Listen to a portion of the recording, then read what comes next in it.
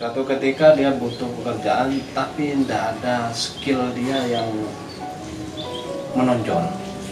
Akhirnya dia ikut kursus welder, kursus ngelas ya. Iya, ngelas. Itu hanya sekitar 3 bulan. 3 bulan kemudian dia Khusus ngelas ya. iya, tapi yang dipelajari ngelas saja itu. Ngelas saja. Jadi dalam waktu 3 bulan dia sudah bisa ngelas profesional, sudah bagus. Jadi ketika dia punya skill itu, tentunya ada sertifikatnya. Ketika ngelamar, akhirnya perusahaan LDU mau menerima dia. Nah, intinya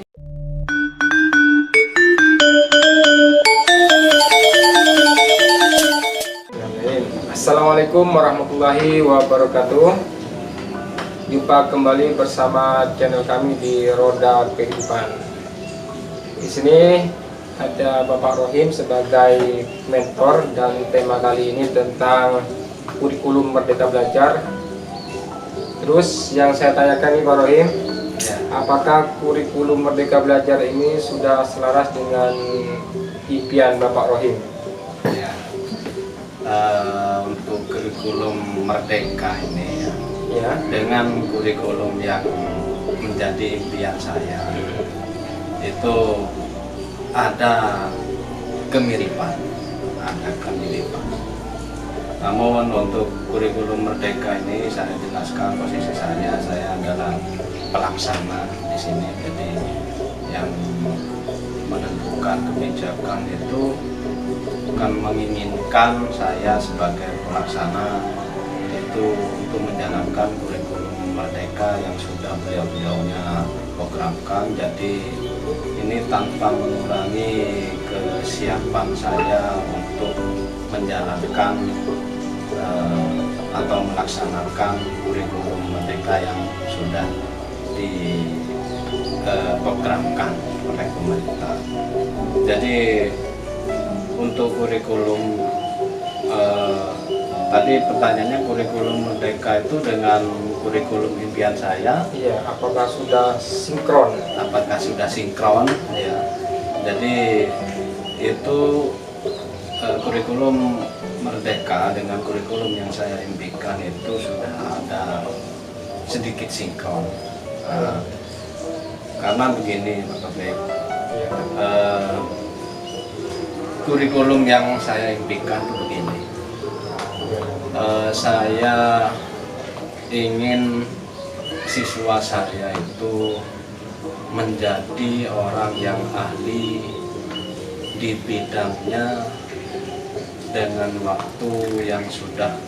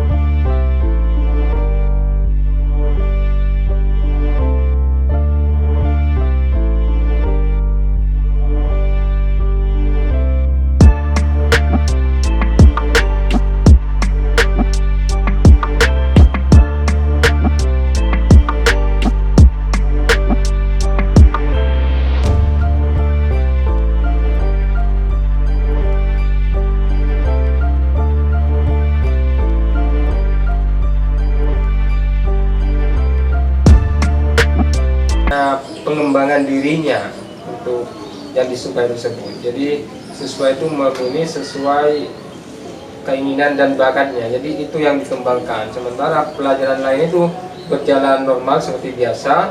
Untuk pengembangan ke skillnya lebih khusus mungkin ya, jadi siswa itu pilih mapel ini sesuai seleranya gitu. Apakah seperti itu mungkin ya gambarannya? Menurut pemahaman saya, dilihat dari yang pernah saya terima penjelasan. Jadi di kurikulum itu, di kurikulum Merdeka itu nanti ada pelajaran konsentrasi ya. Konsentrasi. Contoh di BDP itu sampai detik ini informasi yang saya terima itu kan BDP nanti ada 2 konsentrasi. Itu yang pertama retail, yang kedua itu digital. Menurut pemahaman saya, nanti setiap siswa ini akan lebih banyak belajar di konsentrasinya masing-masing yang tentunya mereka sudah pilih. Namun untuk pelajaran lain itu tetap akan diberikan. Ya. Jadi lebih fokus ke konsentrasi tadi ya? Iya, lebih ke retail apa ke digital? Iya, lebih fokus ke konsentrasi itu dengan harapan nanti 3 tahun mereka belajar di tingkat SMK itu diharapkan menjadi siswa yang memang dengan cepat ahli di bidang yang mereka memang sudah pilih sendiri. Sesuai konsentrasinya Pak? Iya, sesuai konsentrasi. Harapannya itu mereka ahli di konsentrasi tersebut? Iya. Nah ini sudah ada kemiripan dengan kurikulum pelajaran yang saya impikan. Iya. Gimana kemiripannya? Kemiripan yang pertama itu mereka memilih bidang atau pelajaran yang sudah mereka pilih sendiri sesuai minatnya dan tentunya nanti dirinya dengan bakat yang mereka miliki. Namun sedikit ada perbedaan dengan kurikulum yang sebetulnya yang menjadi impian saya. Jadi kalau saya pribadi itu begini, menginginkan kurikulum yang tidak memberikan banyak mata pelajaran. Maksudnya begini, yang sudah-sudah itu kan satu anak jurusan BDP misalkan, di satu kelas misalkan kelas 10, anak ini bisa saja menerima kalau tidak salah ya 14 mata pelajaran itu. Nah, dan ini tentunya menurut saya akan mengurangi fokus mereka. Konsentrasi tadi ya, jadi fokus mereka akan terbagi 14 mata pelajaran. Nah, saya punya bayangan, punya impian. Jadi maksudnya dari 14 itu dijadikan berapa mapel gitu? Iya, jadi konsentrasi saja. Mungkin dari 14 itu, ini tapi hanya impian saya gitu ya. Tapi kalau untuk saya pribadi, saya taat dan patuh sama kebijakan atau kurikulum yang sudah memang ditentukan oleh pemerintah. Ya, kalau dari impian saya begini, jadi satu anak dalam satu kelas itu supaya fokusnya tidak terpecah banyak 14. Kalau impian saya, anak ini nanti diberi pelajaran atau mapel. Yang pertama tentunya mapel sesuai bidang yang mereka pilih. misalkan di BDP anak-anak ini milih kelas digital misalkan ya, atau retail, jadi mapel itu yang banyak. Kemudian juga tidak lupa ini mapel wajib, ada beberapa mapel wajib misalkan BKN ini tetap harus diberikan karena ini menurut saya supaya menjaga anak-anak kita itu tetap menjadi anak-anak yang Pancasilais dan seterusnya, menjaga keutuhan NKRI dan seterusnya. Kemudian pelajaran agama Islam dan mungkin bagi yang menganut agama lain itu tetap agama yang mereka sudah anut. Kemudian ini sebagai bahasa internasional juga masih tetap harus bahasa Inggris. Kemudian bahasa nasional kita juga harus tetap diberikan bahasa Indonesia. Yang menurut saya seperti itu. Berarti itu sudah cukup ya, mapel wajib sama konsentrasi jurusan. Iya. Kira-kira kalau dikasih itu jadi berapa mapel? Tadi berapa itu? Mapel kejuruannya, bahasa Inggris, bahasa Indonesia, PKN, agama, MTK. Jadi 6 ya, sekitar 6. Jadi harapannya, kenapa menurut saya seperti itu? Harapannya mereka supaya fokusnya tidak terlalu pecah banyak, 14 mapel. Harapan kedua, karena mapel yang mereka pelajari sudah sedikit, harapannya mereka fokusnya lebih tinggi dan lebih cepat menguasai mapel di bidang-bidang yang mereka kuasai. Jadi contohnya mereka milih di digital atau retail, mereka cepat menguasai seperti itu. Saya ini Pak Taufik, kenapa muncul pikiran seperti itu? Saya pernah punya teman dia bingung mau kerja apa karena tidak punya skill waktu itu. Iya. Akhirnya Jurusan apa itu? Waktu kalau sekolah saya tidak tahu ya dia jurusan apa. Waktu sekolahnya saya kenalnya itu ketika sudah di dunia kerja ini. Suatu ketika dia butuh pekerjaan tapi tidak ada skill dia yang menonjol. Akhirnya dia ikut kursus welder, kursus ngelas ya. Iya, ngelas. Itu hanya sekitar 3 bulan. 3 bulan kemudian dia Khusus ngelas ya. iya, tapi yang dipelajari ngelas saja itu. Ngelas saja. Jadi dalam waktu 3 bulan dia sudah bisa ngelas profesional sudah. Jadi ketika dia punya skill itu, tentunya ada sertifikatnya. Ketika ngelamar, akhirnya perusahaan LDU mau menerima dia. Nah, intinya apa yang mau saya sampaikan? Jadi sebenarnya untuk mencetak siswa yang bisa ahli di bidangnya, apapun itu, sebenarnya mereka cukup mempelajari satu skill, satu pelajaran yang tentunya sesuai dengan minat siswa ini. Jadi sebenarnya dengan waktu yang tidak lama sekalipun itu bisa membuat mereka menjadi seorang yang ahli. Namun kalau sekolah, karena ini di lingkungan sekolah ya tetap kan itu untuk pelajaran BKN agama itu harus tetap mengiringi itu.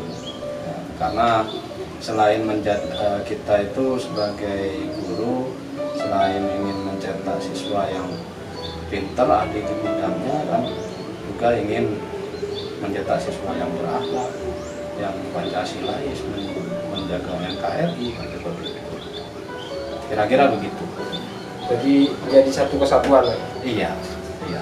Dan sebetulnya tidak lama ya untuk menjadi ahli itu. Kalau di BLK itu kan cukup 3 bulan ya. Iya. Jadi harapannya itu di SMK ini sudah 3 tahun, kan cukup lama waktunya Pak ya. Lama. Tapi setelah lulus banyak yang belum ahli. Iya, Kan yang begitu, masih Pak, ya. nanggung. Masih umum lah istilahnya kan. Gitu. Iya. Jadi dia itu ahlinya di bidangnya apa, nanggung. Jadi skillnya itu setahu saya loh ya, setahu saya nanggung. Ya memang ada yang memang menonjol. Saya yakin dia itu yang menonjol mungkin memang dari SDN-nya memang, atau bahkan dia mungkin ambil tambahan kursus atau apa, itu mungkin bisa jadi seperti itu. Memang dari anaknya dia ya? Iya. Pengembangan diri dari anak masing-masing. Iya. Jadi seperti itu Pak ya harapannya Bapak Rohim. Iya. Bisa dipangkas lagi ya. Mudah-mudahan ini bisa didengar oleh pihak pemerintah, sehingga apa yang diusulkan dari bawah ini didengar, kan begitu Pak. Iya. Nah, sekali lagi itu Pak Taufik, itu hanya impian saya. Jadi saya tidak ingin menjadikan kontroversi, tidak ingin seperti itu. Saya cuma mengungkapkan impian saya. Karena kalau saya ini kan pelaksana. Jadi pelaksana itu harus 100% patuh dan melaksanakan apa yang sudah ditetapkan atau kebijakan yang sudah diberikan dari atas. Gitu. Ya mungkin cukup Pak Rohim ya. Ya. Jadi mudah-mudahan informasi ini bermanfaat, dan untuk siswa apa ada pesan khusus supaya ini punya keahlian tertentu? Untuk siswa Ya. Saya berpesan siswa itu harus kenali minat kalian itu di apa minatnya. Ya, setelah minat itu nanti dikenali juga bakat kalian. Jadi siswa yang bagus adalah antara minat dan bakatnya itu sinkron. Antara bakat dan minatnya itu sinkron.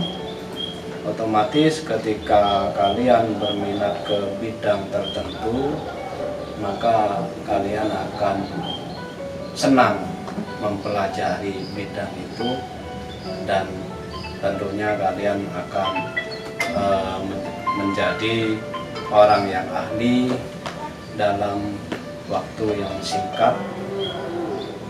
Jadi ketika minat bakat sudah Jadi satu. sinkron, Ya. ya, ketika mempelajari apel misalkan yang sudah sesuai dengan minat dan bakatnya, pasti akan mempelajarinya dengan rasa senang hati, dan tentunya segala hal yang dilakukan dengan rasa yang senang akan menikmati, dan tentunya juga akan menghasilkan sesuatu yang lebih baik dan dibanding dengan melakukan suatu hal yang terpaksa atau ikut-ikutan teman. Dari hati ya. Iya. Dan sudah dilakukan dengan sepenuh hati dan penuh cinta. Jadi Iya. mereka sungguh-sungguh kan gitu. Iya, iya gitu. Ya mungkin itu ulasan dari Bapak Rohim, semoga bermanfaat untuk siswa SMK. Saya akhiri, wassalamualaikum warahmatullahi wabarakatuh.